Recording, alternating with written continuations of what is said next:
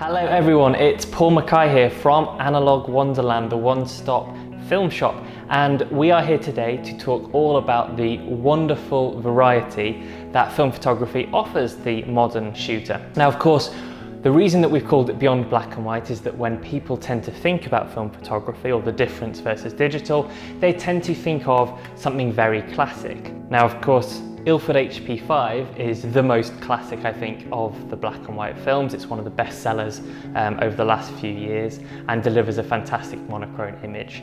And many people think, well, film photography, okay, that's when I want the authentic black and white, otherwise what would I use? You know, do people still even make film? You hear a lot of as well. Today is a chance for people to understand exactly what is on offer for film photographers. And of course, there are some fantastic black and white films in there, and we'll talk about a few different varieties, but there's also a lot else. Now, before we go into the different types of film that are available today, we need to talk about film format. Now, put very simply, the film format has to match the camera that you have, and that's the most important thing.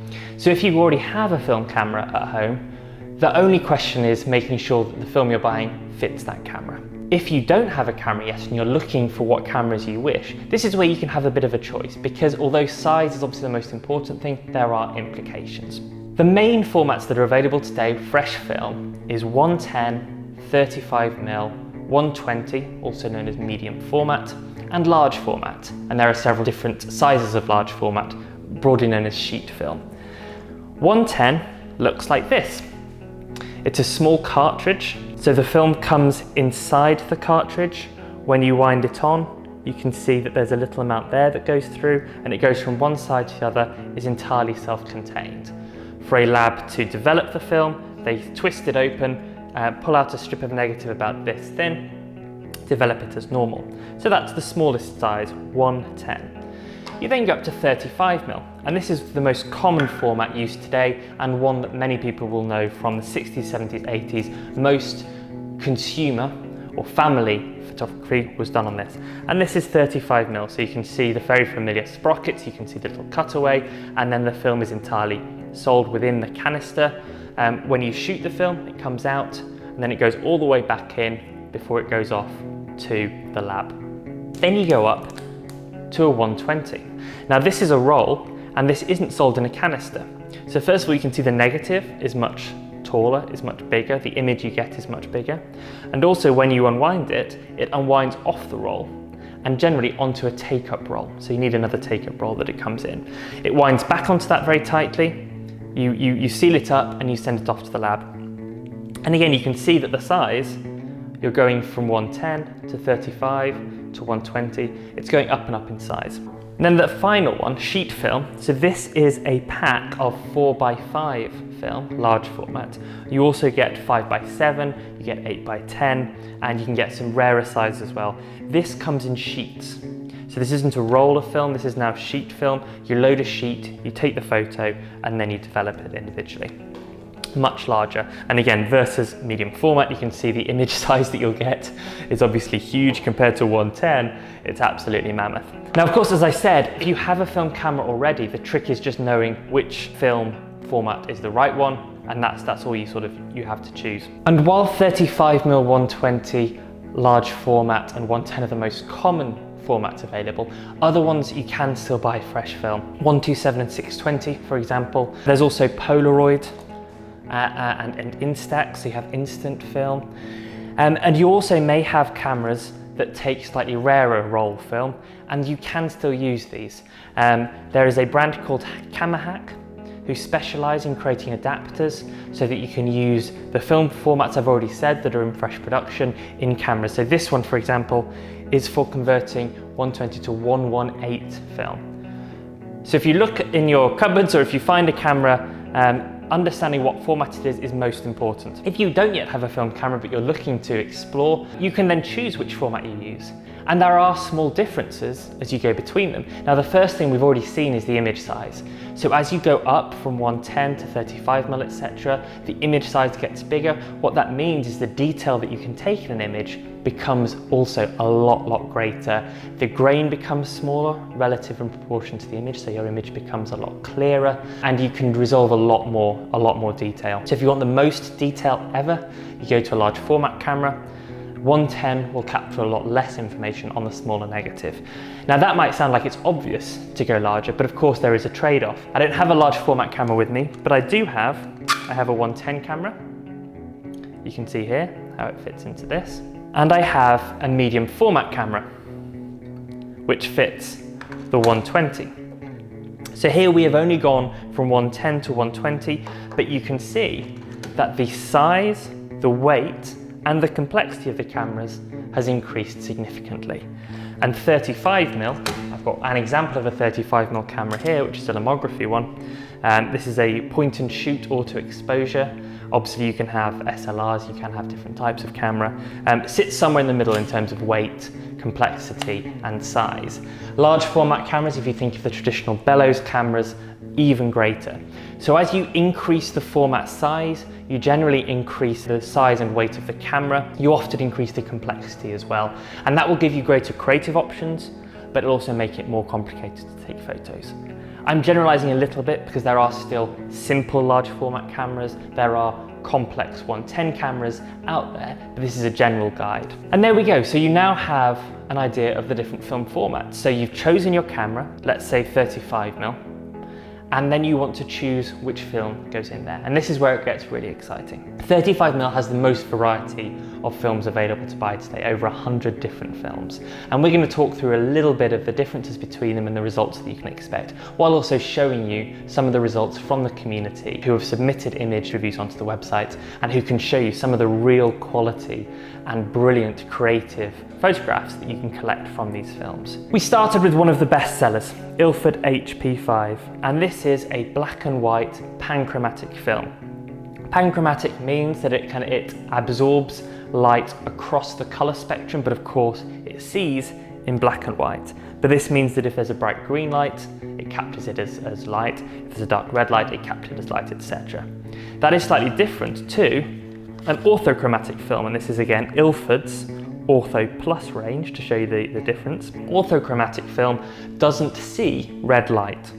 So if you have a sort of a broad spectrum light source, like the sun, like a light bulb, you'd be okay. But if you're using a red light, it wouldn't show up. Now, that leads to some interesting effects if you're taking photographs of someone's face, for example, where the red reflections of, for example, the lips won't come very bright. But it also means you can process it in a dark room with a red safe light.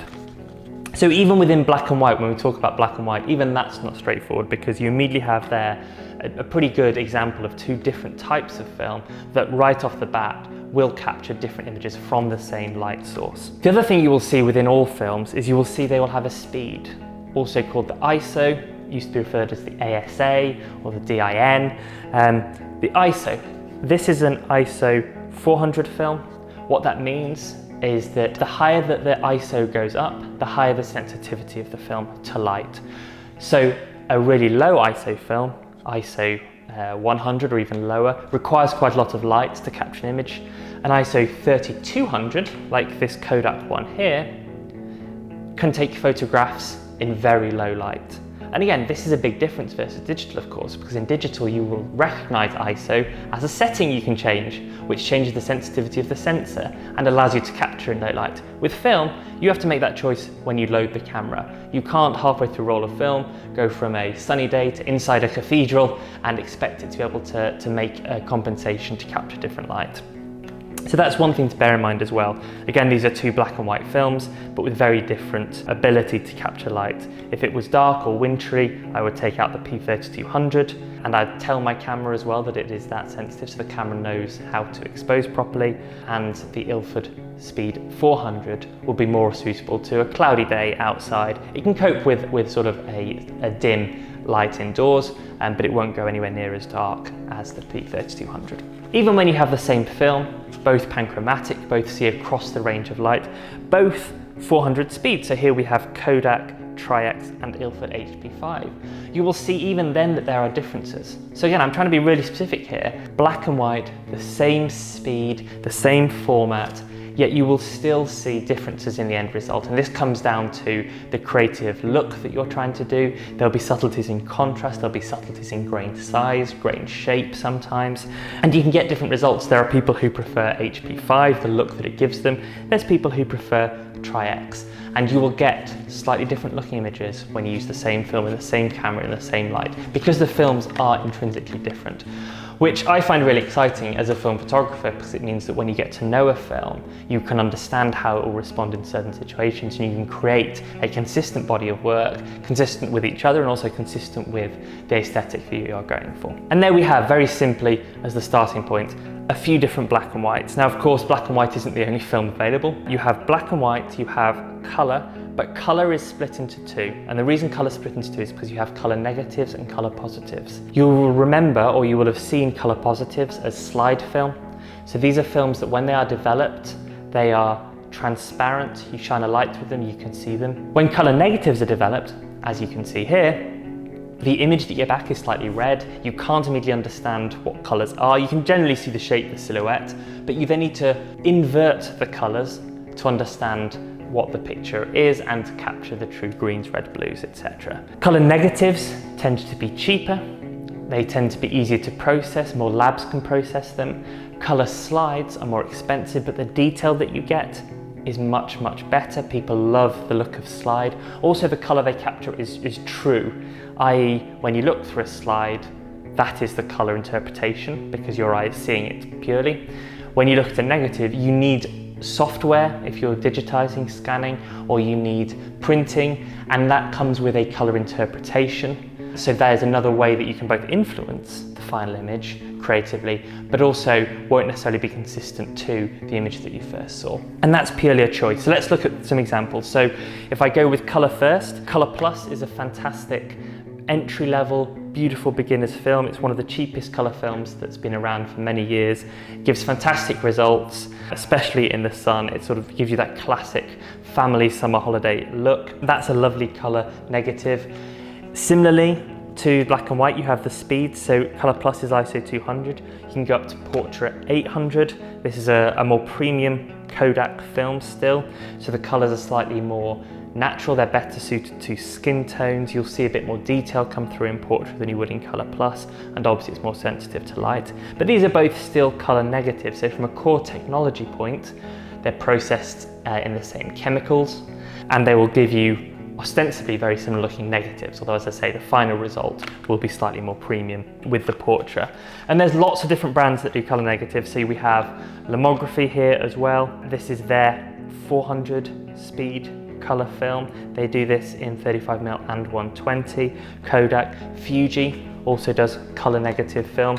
Lomography, we've talked there as their pure colour negative, but Lomography also do some creative colour negatives, which you may have seen. So this is Lomography Metropolis, a lomochrome film. Lomochrome is their range of colour negative films that are slightly unusual. We have the Metropolis here. We also have the Lomochrome Purple. This is actually in 110 form, so it's not just 35mm. It's also available in 120. These are colour negative films, so you shoot them as you would normally expect. You will get an inverted negative back from the lab, or if you develop it yourself. But these have slightly different final looks than a traditional colour negative. So I've said before, Portrait to Colour Plus, Fuji to Kodak, you might get slightly different shades. Traditionally, Fuji is slightly greener, Kodak is slightly warmer, but the differences are relatively small. With Lomochrome Purple, you will get some really bright greens, really gorgeous purples come through. With Metropolis, you'll have a really muted colour palette, really strong contrast. Again, you can see in the sample images here, these do not look like the traditional family summer holiday snaps, but they can be fantastic tools for creating a specific look and delivering a certain creative project that is particularly special. Other interesting creative colour negative films are things like Yodica. I have some Yodica, I also have some double film, I have some Revolog, and these are creative brands that use pre-exposure to create a different look. Now this is one of those things that when I start talking about this, people are either excited by it or they totally don't get it and switch off, and that is totally fine. Different people have different desires for their photography. These brands, and a couple of others alongside them, pre-expose their film, so they will take a traditional or standard color negative, whether that's Kodak or Fuji, and then they will pre-expose it with either light or other effects that mean that when you take the photograph and you develop it, you will have these effects or these color shifts or tints integral to your photo. So Pegasus comes with sort of a rainbow across it, and you'll be seeing this in the examples that we're showing. Bubblegum is very subtle, has again a lovely different color tone to it versus a normal shot.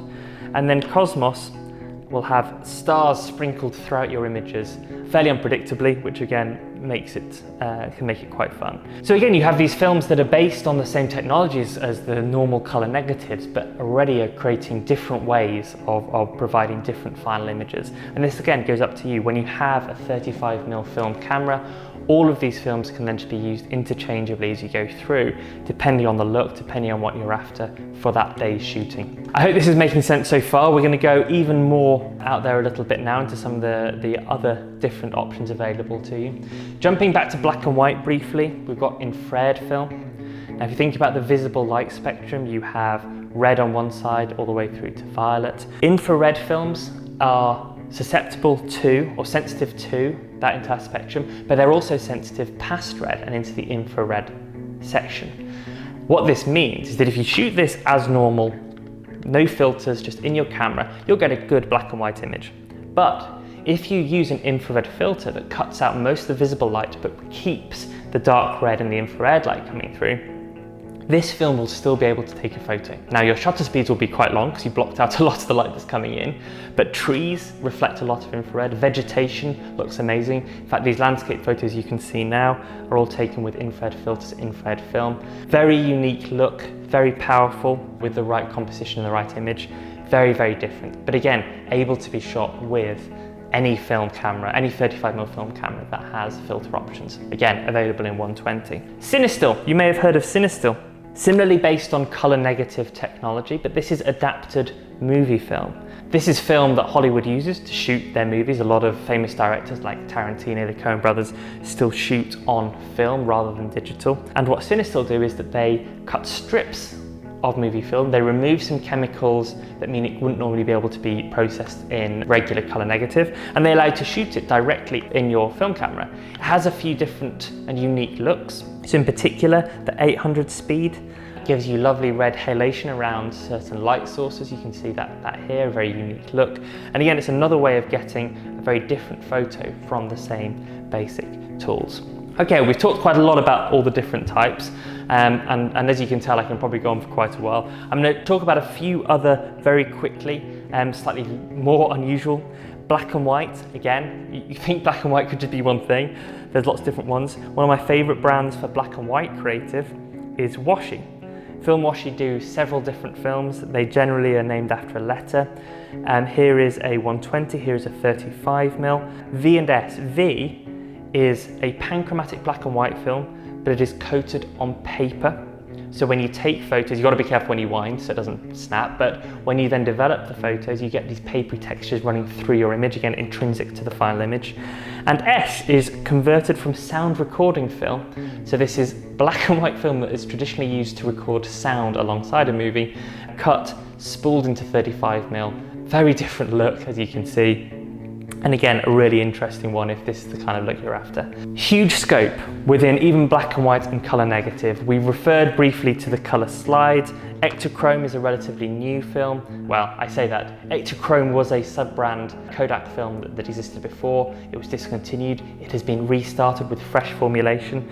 So E100, ISO 100, Ektachrome available in 35mm 120 in large format. Fantastic film. But also Fuji have options. So Provia, Velvia 50, Velvia 100, also fantastic slide films. Lomography also markets some slide films, including in 110. So even with a 110 camera, you have the option of color negative, color slide, black and white, and then the color creatives as well. A couple other things to very quickly mention. I said Cinefilm, the fact that the Coen brothers and Tarantino shoot on it, and so can you. So if you have a Super 8 camera, if you have an 8mm camera, or even a 16mm camera, you think those movie cameras from the 70s, from the 80s, film is still available fresh for them, made by Kodak. And also, You can buy things like bulk roll, which is 35mm in big spools, so that if you wish to, you can, at home, cut it along, create your own canisters and experiment with that. That's a way of making it more affordable. If you decide that you particularly like a film, and this is Kentmere 100 as an example, if you really love Kentmere 100, you can save yourself a little bit of money by buying it in bulk and cutting it down yourself. Something for a bit more advanced when you've got the hang of playing with film. And there we go. It is a bit of a whistle-stop tour. I appreciate that I seem to have covered a lot in a very short space of time, and that is true. This is also a tenth of the films that are available today, which gives you an idea really of how much fun you can have experimenting, creating. When people come to me and say, you know, where should I start? Generally I will say, well, we'll start with something like HP5 or Kodak Tri-X, one of those really classic black and white mid-speed films, just to get the hang of it, to get used to composing and taking a photo and not seeing the results straight away. But as soon as you've done that, as soon as you're familiar with your camera, check that it works, familiar with how things go, use lots of these different types, because you'll find that one of them really talks to you in a way that makes sense. Or conversely, you'll find that there are several that do that, and in which case you'll then be able to start picking and choosing. You know, you'll look out and think, you know, today is a day that I have an idea for a certain set of images that will make sense on Kodak Tri-X specifically, or Washi V, or Ilford Ortho Plus, or whatever it is. That's just black and whites, you know. Or I have this idea for a color image that is done particularly in this way. You will have all these under your belt now in a way that will then be there for you to use throughout your creative endeavors, regardless of which camera you use and regardless of which format you're using. Well, there we go. That's it. As I say, a whistle-stop tour. I am available throughout the photography show to answer any questions. You can also come to the website analoguewonderland.co.uk. We sell over 200 different films fresh. We also have a rotating set of deals. We sometimes get expired films in. We have gifts. We have a small selection of cameras. We have lots of other things to explore. We have a beginner's guide if this has given you a taste of film but you want to know a little bit more about the basics. Please do come along. Please give us a call. We're always happy to chat about film. And really the goal is to help you enjoy film and really access as much as you want to information or products as you need to deliver the film photography that you wish. That's it for now. So I was Paul. Thank you so much. Any questions, let me know. Otherwise, I'll see you soon.